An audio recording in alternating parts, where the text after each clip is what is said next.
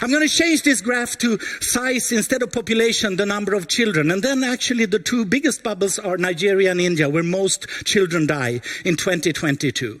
So the differences between countries are quite big. But if we split the countries in terms of economy into 10 deciles by income, the health of different deciles in the countries look very different. Everywhere the poorest have higher child mortality still today, even though we have solutions for saving these children. It's money, right? There's actually very little new innovations needed to save these children.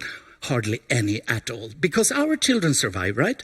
In Nigeria, the difference is enormous, right? Between the poorest and the richest decile. The same goes for other parts of the world. And everywhere, people in extreme poverty have more child deaths.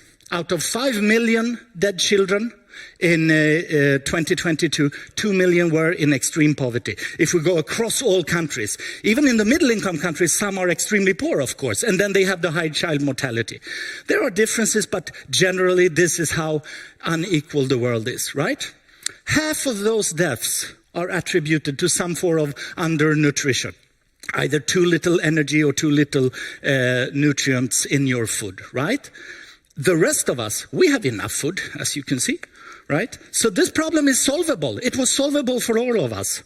The money, on the other hand, is up here in Stockholm and in the high income end, right? So this is tricky to answer these questions with the brain full of media images, stereotypes, outdated data, and you probably don't spend every day on the UN statistic website like I do. No. So it's tricky to answer, right?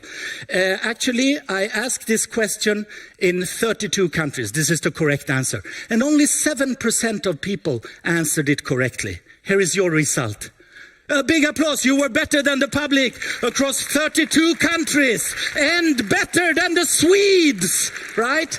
The general public knows, so you can go out and brag, I know stuff about public health. Unfortunately, these are ABC questions. And if I take them to the monkeys and give them ABC bananas, they have a 33% chance of picking the right banana.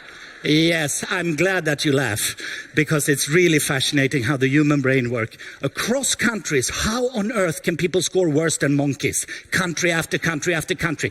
We have very similar human brains. We have stereotypes, we have outdated myths, right? That's what I'm working with, trying to fix. This is what people answered across the countries. These are the 12 questions. I'm going to go through them.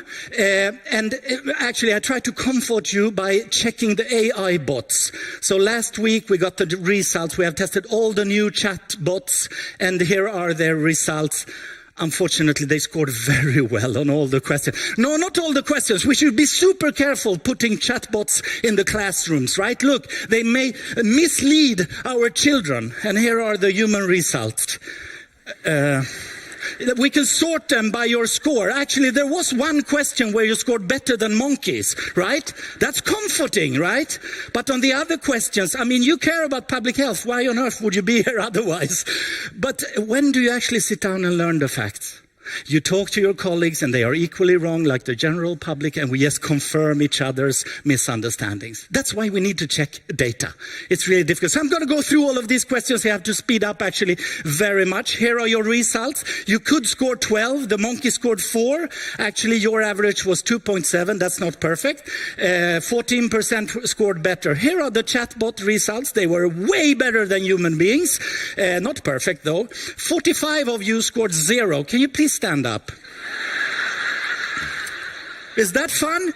Yeah, because it's embarrassing to be wrong. And that's the problem. We need to be humble and realize being wrong is an opportunity to learn new stuff. Okay? So let's look at these. First, development. We looked at the mental health. I'm going to go through after lunch. And then the aging data.